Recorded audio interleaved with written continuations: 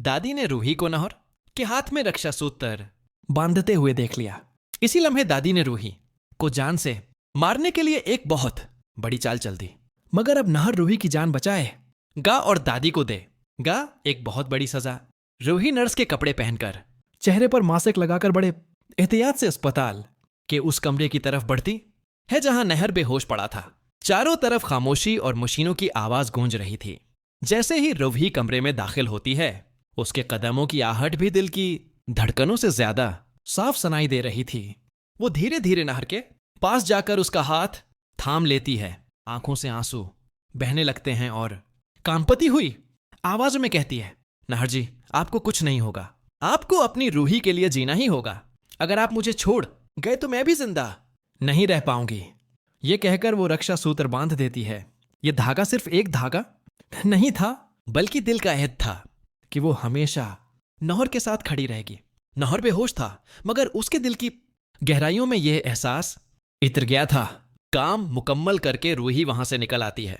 एक खाली कमरे में जाकर नर्स की वर्दी बदलकर अपनी साड़ी पहन लेती है और बाहर की तरफ चल पड़ती है। उसे लगता है कि किसी ने नहीं देखा, लेकिन दादी सब कुछ देख चुकी थी। दादी के दिल में नफरत की आग भड़क उठती है।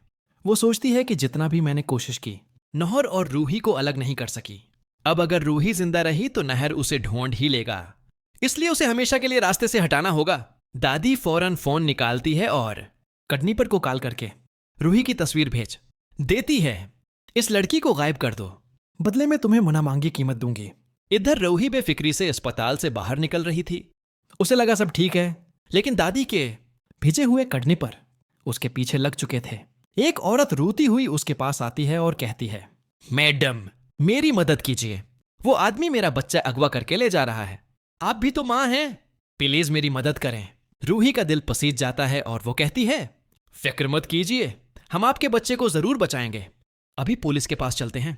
ये कहकर वो औरत के साथ आगे बढ़ती है, मगर जैसे ही करीब पहुंचती है, अचानक वो औरत उसका मुंह कपड़े से दबा देती है, जिस पर बेहोशी की दवा लगी होती है।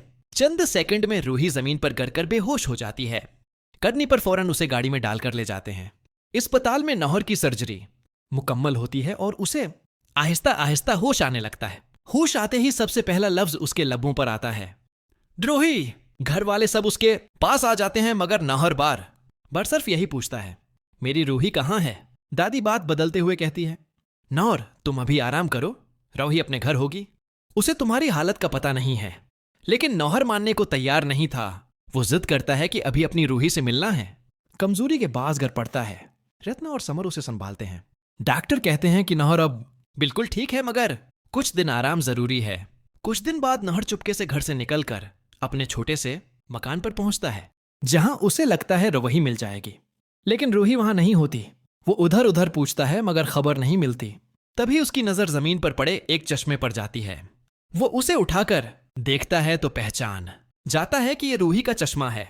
दिल में तूफान उठ खड़ा होता है। वो करीब के सीसीटीवी कैमरे से फुटेज निकलवा लेता है। वीडियो में साफ दिखाई देता है कि एक औरत और एक मर्द रूही को बेहोश करके गाड़ी में डाल कर ले गए।